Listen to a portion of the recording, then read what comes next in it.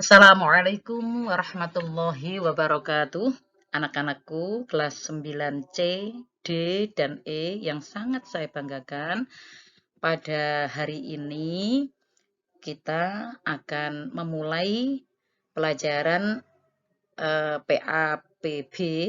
Mengingat kalian belum punya buku paket dan modul, maka Bu Siti akan memberikan PowerPoint video ya.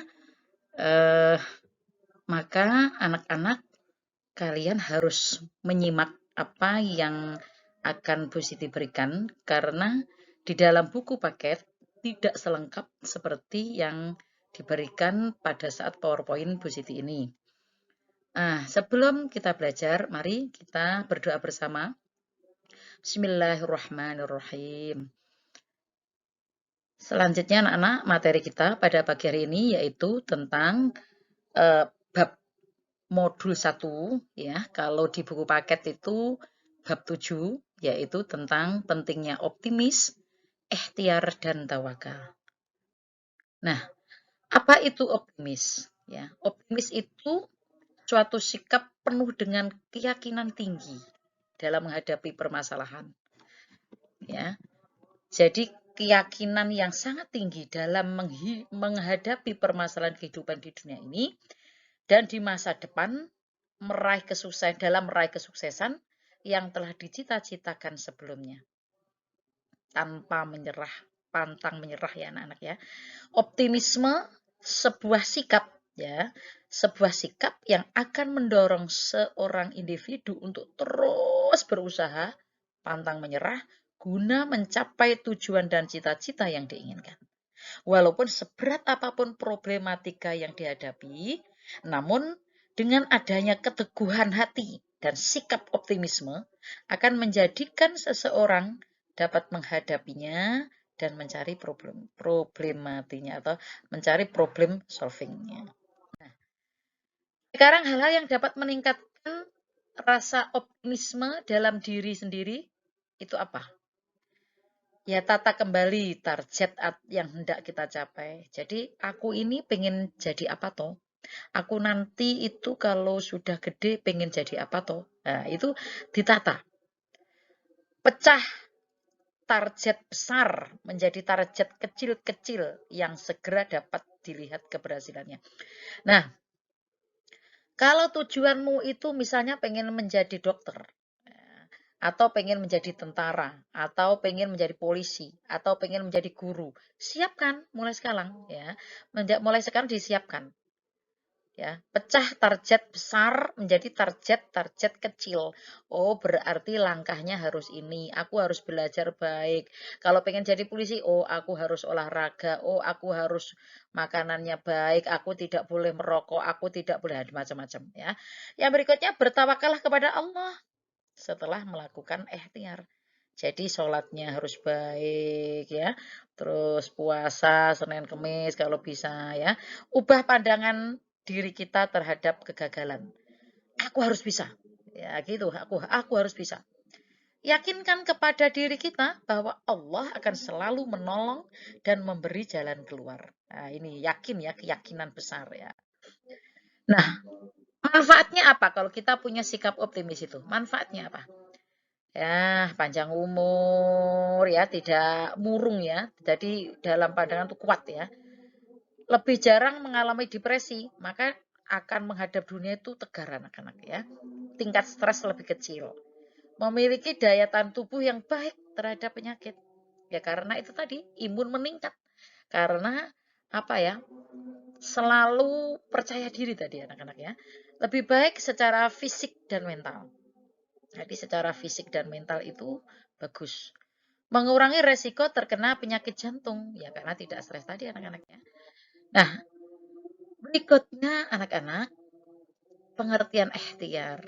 Nah, kalau tadi sudah punya cita-cita, kalau tadi sudah punya azam, ya cita-cita, aku pengen jadi dokter, aku pengen jadi polisi, aku pengen jadi guru, aku pengen jadi insinyur. Ya.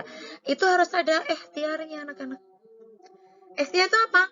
Berusaha sungguh-sungguh untuk mencapai harapan, keinginan, atau cita-cita. Ketika seseorang menginginkan sesuatu, maka ia harus mau berusaha dan berupaya untuk meraihnya. Ya, ikhtiar bukan hanya usaha atau semata-mata supaya untuk menyelesaikan persoalan yang tengah membelit. Ikhtiar juga konsep Islam dalam cara berpikir dan mengatasi masalah anak-anak. Jadi makanya ikhtiar ini, jadi berusaha ini, usahanya ya secara lahir, ya secara batin. Kalau pengen jadi polisi, ya sejak kecil ditata. Makannya, fisiknya, ya, terus belajarnya, gitu ya. Terus sholatnya, kalau perlu sholat duha, sholat tahajud, dan seterusnya. Nah, sekarang apa contoh yang nyata, bentuk-bentuk perilaku ikhtiar yang harus diamalkan dalam kehidupan manusia sehari-hari itu apa?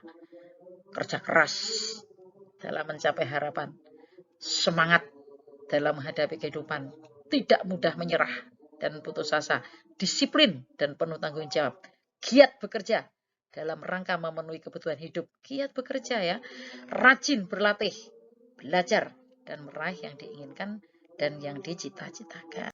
Nah, sekarang apa sih manfaatnya kita punya sifat ikhtiar itu? Manfaatnya apa anak-anak? Ya otomatis merasakan kepuasan batin karena telah berusaha dengan sekuat tenaga dan kemampuannya yang dimiliki. Terhormat di hadapan Allah. Allah itu nggak suka anak-anak. Kalau punya masalah, ya Allah, saya minta, ya Allah, merengek-rengek kalau punya masalah. Dikala tidak punya masalah, nggak mau sholat, nggak mau berdoa, nggak mau berusaha. Itu Allah nggak suka. Jadi kita itu kalau pengen punya cita-cita, ya mulai sejak awal, ya sejak awal itu harus berikhtiar, harus berusaha, harus ya itu Allah suka ya. Dapat berhemat karena merasakan susahnya bekerja. Ya, nggak sombong anak-anak ya kalau mau berikhtiar itu. Tidak mudah putus asa, menghargai jerih payahnya dan jerih payah orang lain. Ibaratnya kalau orang itu melalui cita-citanya itu dilalui dengan bersusah payah, maka tidak gampang menyepelekan orang lain, anak-anak ya. Tidak menggantungkan orang lain dalam hidupnya, mandiri. Menyelamatkan akidahnya karena bebas bertawakal kepada makhluk. Karena tidak mau bertawakal atau tidak mau mengharapkan makhluk. Nah, itu hanya bersandar pada Allah saja. Nah, sekarang berikutnya, setelah punya apa itu tadi cita-cita, ya toh, berusaha, terus dipasrahkan ke Allah, namanya tawakal. Tawakal atau tawakul ya berarti mewakilkan atau menyerahkan. Dalam agama Islam, tawakal berarti berserah diri sepenuhnya kepada Allah dalam menghadapi dan menunggu hasil suatu pekerjaan. Gitu. Kita punya cita-cita, wis usaha, berusaha semaksimal mungkin. Setelah itu kita pasrahkan kepada Allah. Gitu ya anak-anak ya. Nah, ciri-ciri orang yang masrahkan diri kepada Allah itu ya, mujahadah. Mujahadah itu ya hanya pasrah kepada Allah. Berdoa, bersyukur, sabar. Manfaatnya apa? Dijamin kemudahan dunia akhirat. Mudah beradaptasi dengan masalah apapun. Tawakal dapat mempertebal iman, tidak mudah putus asa. Tawakal juga dapat seseorang menjadi lebih mandiri. Allah akan mencukupkan rezeki. Nah, ini manfaatnya anak-anak ya.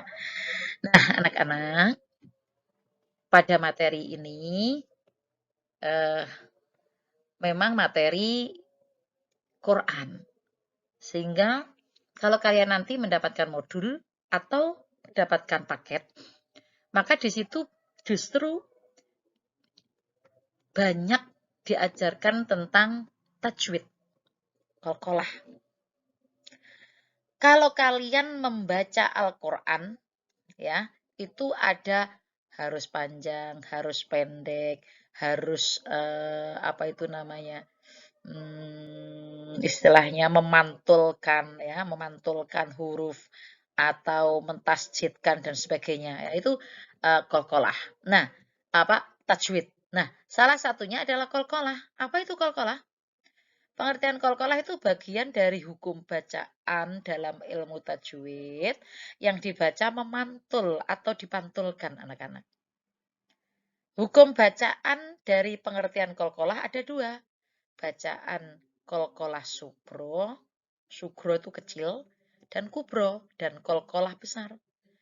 Untuk hukum bacaan sugro atau qalqalah kecil, pengertian qalqalah dari bacaan dipantulkan yang tidak terlalu kuat, yang memantulnya itu enggak terlalu kuat.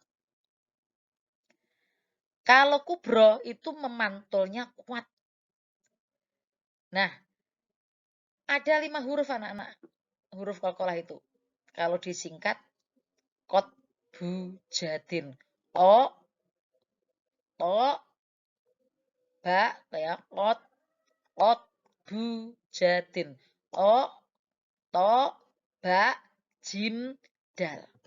Ya, ingat ya. Jadi huruf qalqalah apa? Qotbu jadin. Nah, gitu ya anak-anak ya.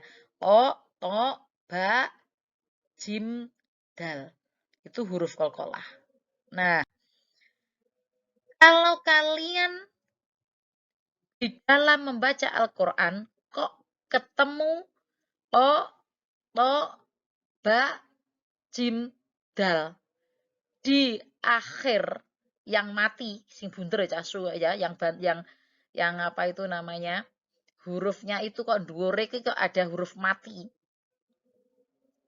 Itu kalau matinya huruf lo, to, ba, jim, dal, qotbu jadinnya itu kok huruf mati neng tengah, maka itu namanya qalqalah sugro. Kalau ko, to, ba, jim, dal di akhir kalimat, di akhir kata, maka itu qalqalah sugro. Nah, tugasnya sekarang. Carilah hukum bacaan qalqalah kubro dan qalqalah sugro di Quran surat Al-Baqarah ayat 1 sampai 5. Itu anak-anak ya. Bab apa itu namanya pada pagi hari ini ya. Selamat mengerjakan tugas.